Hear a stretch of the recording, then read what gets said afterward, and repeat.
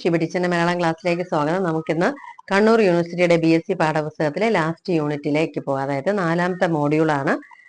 പഠനം ആണ് 4ാമത്തെ മോഡ്യൂളിലുള്ളത്. അതിലെ 4ാമത്തെ മോഡ്യൂൾ ആശയവിനിമയം എന്നുള്ളതാണ്. അതിലെ ഉപന്യാസ രചന, ആശയ വിപുലനം, ആശയ സംഗ്രഹം എന്തൊക്കെയാണെന്നുള്ളത് എങ്ങനെയാണെന്നുള്ളത് ജസ്വിൻ സെറീഖാണ് ഈ ഒരു മോഡ്യൂളിലെ ഭാഗങ്ങൾ എഴുതിയിരിക്കുന്നത്. അപ്പൊ അതിലെ പ്രധാനപ്പെട്ട പ്രസക്തമായ ഭാഗങ്ങൾ മാത്രം നമുക്ക് ശ്രദ്ധിക്കാം. ആദ്യത്തേത് ഉപന്യാസ രചനയാണ്. ഉപന്യാസം എന്നുള്ളത് നിങ്ങൾക്ക് അറിയാലോ, ചരിത്രം, സാഹിത്യം, സാംസ്കാരികം, രാഷ്ട്രീയം, പരിതസ്ഥിതി തുടങ്ങി എന്തെങ്കിലും ഏത് വിഷയത്തെക്കുറിച്ച് വേണമെങ്കിലും ഉപന്യാസം രചിക്കാം. ഗദ്യത്തിലുള്ള എഴുത്തിനെയാണ് ഉപന്യാസം എന്ന് പറയുന്നത്.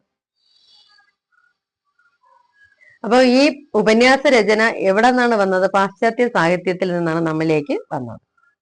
അപ്പൊ ആനുകാലിക പ്രസിദ്ധീകരണങ്ങളും പത്രങ്ങളും എസ്സേകളെ അല്ലെങ്കിൽ ഉപന്യാസങ്ങളെ കൂടുതൽ ജനകീയമാക്കി മാറ്റി. ഫ്രഞ്ചുകാരനായ മിഷേൽ ഡി മുണ്ടൈനാണ് എഴുതാനുള്ള ശ്രമങ്ങൾ എന്ന രീതിയിൽ തന്റെ രചനകളെ ആദ്യമായിട്ട് വിശേഷിപ്പിച്ചത്. ഫ്രഞ്ച് ഭാഷയിലാണ് ആദ്യമായിട്ട് ഉപന്യാസം ഉടലെടുത്തത്. ഇതൊക്കെ വൺ വേർഡിന് ചോദിക്കാവുന്നതാണ്. പിന്നീട് ലോകത്തിൽ പ്രചാരം നേടി. അപ്പൊ ഒരു ഉപന്യാസത്തിന് വേണ്ട ഗുണങ്ങൾ 5 ഒന്ന് ഏകാഗ്രത, 2 പൂർവാപര ബന്ധം, നമ്മൾ എഴുതി വരുന്ന പോയിന്റ്സുമായിട്ട് ബന്ധം വേണം. സംക്ഷിപ്തത, ഉള്ള കാര്യങ്ങളെ ആവശ്യത്തിലേക്ക് പരത്തി പറയാതെ ഒതുക്കി പറയുക. പിന്നെ ഉപന്യാസത്തിന് ഒരു ശൈലി, നമ്മുടെ റൈറ്റിംഗ് ഒരു സ്റ്റൈൽ ഉണ്ടല്ലോ അത്. പിന്നെ വ്യക്തിത്വം, ഉപന്യാസത്തിന് അതിൻ്റെതായ ഒരു പേഴ്സണാലിറ്റി, നമ്മുടേതായ ഒരു വ്യക്തിത്വം എന്തായാലും നമ്മുടെ എഴുത്തിൽ പ്രതിഫലിക്കും.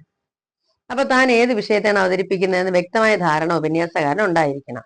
ഏകാഗ്രമായി അതിനെ സമീപിക്കണം. ആ കൈകാര്യം ചെയ്യുന്ന വിഷയം ഏത് ദിശയിൽ സഞ്ചരിച്ച് എവിടെ എത്തണം എന്ന് നമുക്ക് നല്ലൊരു ചിന്ത ഉണ്ടായിരിക്കണം. പിന്നെ 3ാമത്തെ ഗുണം സംക്ഷിപ്തതയാണ്. ഏത് വിഷയമാണോ കൈകാര്യം ചെയ്യുന്നത് അതിന്റെ സമകാലിക പ്രസക്തിയൊക്കെ മനസ്സിലാക്കി അതിന്റെ ദൈർഘ്യം കൂട്ടാതെ, നീളം കൂട്ടാതെ അതിനെ ഒതുക്കി പറയണം. പിന്നെ വായനക്കാരന് വെറുപ്പുളവാക്കാത്ത രീതിയിൽ വേണം ഉപന്യാസം അവതരിപ്പിക്കാൻ. പിന്നെ ഏത് സാധാരണക്കാരന് വായിച്ചാൽ ഉപന്യാസം മനസ്സിലാകണം. അപ്പൊ മാനക ഭാഷയിൽ അർത്ഥം ബോധിക്കാത്ത കാര്യങ്ങൾ നമ്മൾ കൂടുതൽ പറയാതിരിക്കുന്നതാണ് നല്ലത്. പിന്നെ ഇതിന് ആമുഖം വേണം, അതിനൊരു കണ്ടന്റ്, പ്രതിപാദ്യം വേണം, അതിനൊരു കൺക്ലൂഷൻ, ഉപസംഹാരം വേണം. ആമുഖത്തെ എന്തിനെ കുറിച്ചാണ് താൻ പറയുന്നതെന്ന് എഴുത്തുകാരൻ പറയേണ്ടതുണ്ട്. അപ്പോൾ ഇതിന്റെ ആമുഖം ആകർഷണീയമായിരുന്നാൽ വായിച്ചു പോകാൻ മറ്റുള്ള ഒരാള് തയ്യാറാകും. പ്രതിപാദ്യം എന്ന് പറയുന്ന കണ്ടന്റിനകത്താണ് ഉള്ളടക്കം വരേണ്ടത്. ആശയങ്ങൾ ക്രമമായി അടുക്കി അവതരിപ്പിക്കണം. അപ്പൊ ഇതിനകത്ത് ഉദ്ധരണികൾ, ഉദാഹരണങ്ങളൊക്കെ എടുത്ത് ചേർക്കാവുന്നതാണ്. കോട്ട്സ് ഒക്കെ നമുക്ക് ഇതിനകത്ത് ചേർക്കാം. പിന്നെ ഉപസംഹരിക്കുന്നത് ഇത്രയും കാര്യങ്ങൾ പറഞ്ഞ് വ്യക്തമായി നമ്മളെ മനസ്സിലാക്കിക്കൊണ്ട് വേണം ഉപസംഹരിക്കേണ്ടത്. കൃത്യമായ വിഷയം മനസ്സിലാക്കലാണ് ഉപന്യാസ രചനയിൽ ആദ്യം വേണ്ടത്. പിന്നെ വിഷയത്തെക്കുറിച്ച് നമ്മൾ ആവശ്യമുള്ള കാര്യങ്ങൾ ക്രോഡീകരിക്കുക, സമാഹരിക്കുക, അതെങ്ങനെയെല്ലാം അവതരിപ്പിക്കണം എന്ന് ചിന്തിക്കുക. ഇവിടെ ഏത് കാര്യം എപ്പോൾ പരാമർശിക്കണം എന്നുള്ളത് നമ്മൾ വളരെ വ്യക്തമായി ചിന്തിച്ച് വേണം ഉപന്യാസത്തിൽ എഴുതാൻ. അപ്പൊ സാഹിത്യം, പരിസ്ഥിതി, രാഷ്ട്രീയം, മനുഷ്യാവകാശം തുടങ്ങിയ ഏത് വിഷയവും വരാം. ശുദ്ധമായ ഭാഷയായിരിക്കണം. പുതുമയും നമ്മൾ പുലർത്തുന്ന കൈയടക്കവുമാണ് ഉപന്യാസത്തെ മനോഹരമാക്കി മാറ്റുന്നത്. അപ്പൊ ഒരു ഉപന്യാസം എഴുതുക എന്നുള്ളത് ഇതുകൊണ്ട് അവസാനിക്കുന്നു. ഇനി അടുത്തത് ആശയ വിപുലനമാണ്. പഴഞ്ചൊല്ലുകൾ, ശൈലികൾ, കവിതാ ശകലങ്ങൾ, ലോകോക്തികൾ, ഇങ്ങനെ വിശാലമായ ഒരു ആശയ പ്രപഞ്ചത്തെ ഉൾക്കൊള്ളുന്നവയാണ് ഇവയൊക്കെ. ആദ്യ വായനയിൽ ഇത് ആദ്യം എല്ലാവർക്കും മനസ്സിലായി കൊള്ളണം എന്നില്ല. അപ്പൊ നമ്മൾ ആശയ വിപുലനം നടത്തുമ്പോൾ എന്തൊക്കെ ശ്രദ്ധിക്കണം? ആദ്യം ആശയ വിപുലനത്തിനെ തന്നിരിക്കുന്ന വരികൾ വായിച്ചു നോക്കണം. പല പ്രാവശ്യം വായിക്കുമ്പോഴേ പ്രധാന ആശയം ലഭിക്കും. പിന്നെ അതിനു വേണ്ട, അത് ഉദാഹരിക്കുന്നതിന് വേണ്ട ഉദാഹരണങ്ങൾ നമുക്ക് ഉപയോഗിക്കാം. പറഞ്ഞ കാര്യങ്ങൾ വീണ്ടും പറയാതിരിക്കാൻ ശ്രമിക്കണം. ഒരിക്കലും പ്രധാന ആശയത്തിൽ നിന്ന് വഴിമാറി സഞ്ചരിക്കാനേ പാടില്ല. ലളിത പദങ്ങൾ കൊണ്ട് ചെറിയ വാക്യങ്ങളിലായി വിപുലനം ചെയ്യുന്നതാണ് ഉത്തമം. വിപുലീകരിച്ച ആശയം ഒരു ഖണ്ഡികയിൽ പരിമിതപ്പെടുത്താനും ശ്രദ്ധിക്കണം. വ്യാകരണപരമായ തെറ്റുകൾ കടന്നുകൂടാതിരിക്കാൻ പ്രത്യേകം ശ്രദ്ധിക്കണം. ഇതൊക്കെ നിങ്ങളുടെ ലേഖനത്തിന്റെ ഭാഗത്ത് തന്നെ കൊടുത്തിട്ടുണ്ട്. അത് ഞാൻ ഇതിനോടൊപ്പം ആഡ് ചെയ്തിട്ടേക്കാം.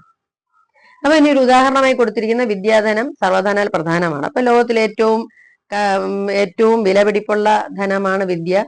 അത് നമ്മുടെ സമ്പത്തുകളെല്ലാം കൊള്ളയടിക്കപ്പെട്ടു പോയാലും വിദ്യ ആർക്കും മോഷ്ടിച്ചു കൊണ്ടുപോകാൻ പറ്റില്ല. ലോകത്ത് വിലപിടിപ്പുള്ള മറ്റുള്ള സാധനങ്ങളൊക്കെ കാലം ചെല്ലും തോറും അത് ഇല്ലാതാകും. പക്ഷെ വിദ്യ അങ്ങനെയല്ല, മറ്റുള്ളവർക്ക് കൊടുക്കും തോറും അത് ഏറി വരും എന്നൊക്കെയുള്ള കാര്യങ്ങളാണ് നമ്മൾ എഴുതേണ്ടി വരുന്നത്. അപ്പൊ അതിനകത്ത് നെൽസൺ മണ്ടേല പറഞ്ഞൊരു ഉദാഹരണം, ലോകത്തെ മാറ്റാൻ ഉപയോഗിക്കാൻ പറ്റുന്ന ഏറ്റവും ശക്തിയുള്ള ആയുധമാണ് വിദ്യാഭ്യാസം. അത് സ്വത്ത് കൊണ്ട് നേടാൻ പറ്റാത്തത് വിദ്യ കൊണ്ട് നേടാൻ പറ്റും. ഇങ്ങനെയൊക്കെയുള്ള ഇതൊക്കെ നമുക്ക് ഉപയോഗിച്ച് എഴുതാം. ഇനി പരാവർത്തനം അടുത്തത്, അതായത് ഒരാൾ പറഞ്ഞു വെച്ച ആശയത്തെ ഏറ്റക്കുറച്ചിലുകളോ കൂടുതൽ അതിശയോക്തികളോ ഇല്ലാതെ ആവർത്തിച്ച് പറഞ്ഞ് വ്യക്തമാക്കുന്നതാണ് പരാവർത്തനം. പദ്യഭാഗങ്ങളാണ് പരാവർത്തനം ചെയ്യാൻ ആവശ്യപ്പെടുന്നത്. പദ്യത്തെ ഗദ്യമാക്കി മാറ്റുന്നു എന്നൊരു പരാതി പരാവർത്തനത്തിനുണ്ട്. അപ്പൊ ഇങ്ങനെ മാറ്റി എഴുതുന്നു, പദ്യം തരുന്നു, നമ്മൾ അതിനെ ഗദ്യഭാഗമാക്കി അതിന്റെ കണ്ടന്റ് എഴുതുന്നു. അപ്പൊ നമുക്കതിനെ സ്വന്തം ആശയങ്ങൾ കൂട്ടിച്ചേർത്ത് വിപുലപ്പെടുത്താനോ പദ്യത്തിലെ ആശയങ്ങൾ വിട്ടുപോകാനോ ഇടവരരുത്. ഇപ്പൊ പദ്യത്തിലെ ആശയങ്ങൾ ഒരു രചയിതാവിനുണ്ടാവില്ല, അത് നമുക്ക് പദ്യത്തിലെ ആശയങ്ങൾ അതേപടി ഗദ്യത്തിലേക്ക് മാറ്റുമ്പോൾ ചിലപ്പോൾ കർത്താവ്, കർമ്മം, ക്രിയ ഇതൊക്കെ മാറി വരും എന്നുള്ള രീതി വരുന്നുണ്ടെങ്കിലും ലളിതമായ ഗദ്യത്തിൽ ആശയം എടുത്തെഴുതുക എന്നുള്ളതാണ് ഉദ്ദേശിക്കുന്നത്. അപ്പൊ ഇവിടെ ഒരു ഉദാഹരണം കൊടുത്തിരിക്കുന്ന, തന്നതില്ല പരൻ ഉള്ളു കാട്ടുവാൻ ഒന്നുമേ നരാൻ ഉപായം ഈശ്വരൻ, ഇന്ന് ഭാഷ ഇത് അപൂർണമെന്നഹോ വന്നു പോം പിഴയും അർത്ഥശങ്കയിൽ. ഇത് നളിനിയിൽ, കുമാരനാശന്റെ നളിനിയിലെ വരികളാണ്. മനുഷ്യന് തന്റെ ഉള്ളിലുള്ള കാര്യം അതേ അർത്ഥത്തിൽ അന്യന് കാണിച്ചു കൊടുക്കുക ഒരു ഉപായം ഈശ്വരൻ തന്നിട്ടില്ല. ഒരുവന്റെ ഉള്ളിലെ ആശയങ്ങൾ അന്യന് മനസ്സിലാക്കി കൊടുക്കുന്നതിനുള്ള ഉപായമാണ് ഭാഷ. പക്ഷേ പലപ്പോഴും ഭാഷ അപൂർണമാണ്. മനസ്സിലാക്കപ്പെടുന്ന അർത്ഥത്തെക്കുറിച്ച് ഓർക്കുമ്പോൾ തെറ്റ് സംഭവിക്കുന്നു. മനസ്സിലുള്ളത് അതേപടി പറയാനും പറ്റുന്നില്ല. ഇങ്ങനെയുള്ള കാര്യങ്ങളാണ് ഈ പദ്യഭാഗം സൂചിപ്പിക്കുന്നത്. ഇനി ഇതിൽ ചില കവിതാഭാഗങ്ങൾ ഇങ്ങനെ ഇതിന്റെ ഇതായിട്ട് അല്ലെങ്കിൽ ഇതിന്റെ ഒരു എഴുതി പഠിക്കാനായി നൽകിയിട്ടുണ്ട്. ഇനി അടുത്തത് ആശയ സംഗ്രഹമാണ്.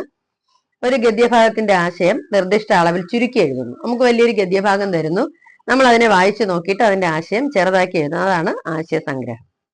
സംഗ്രഹണം എന്നാണ് അത് പറയുന്നത്. അപ്പൊ പത്രപ്രവർത്തന രംഗത്തും ചില ജോലി രംഗങ്ങളിലും സംഗ്രഹണം വേണം. ദീർഘമായൊരു പ്രസംഗം പത്രത്തിൽ ഒരിക്കലും പ്രസിദ്ധീകരിക്കാറില്ല. അല്ലെങ്കിൽ ഒരു ലേഖനം ദീർഘമാണെങ്കിൽ അതിനെ ചെറുതാക്കി എടുക്കുക എന്നുള്ളതാണ്.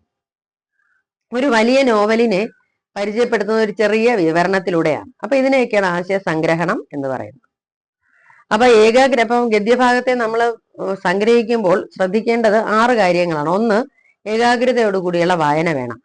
അതിന്റെ കേന്ദ്ര ആശയം നമ്മൾ മനസ്സിലാക്കണം. അപ്രധാന വാക്യങ്ങളും അലങ്കാര പ്രയോഗങ്ങളും ഒക്കെ ഒഴിവാക്കണം. ആശയം ചോർന്നു പോകാതെ നമ്മുടെ മനസ്സിൽ സൂക്ഷിക്കണം.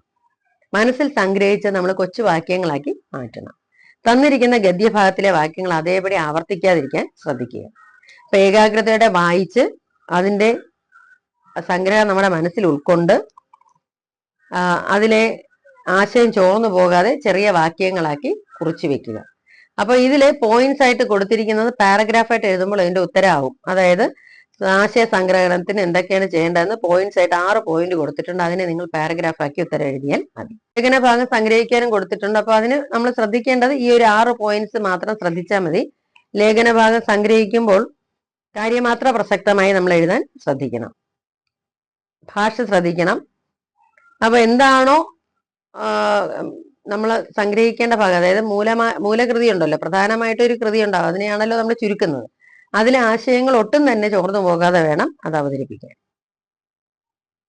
നമ്മുടെ അഭിപ്രായം പ്രകടിപ്പിക്കാനുള്ള ഒരു വേദിയായിട്ട് സംഗ്രഹണത്തെ മാറ്റരുത്.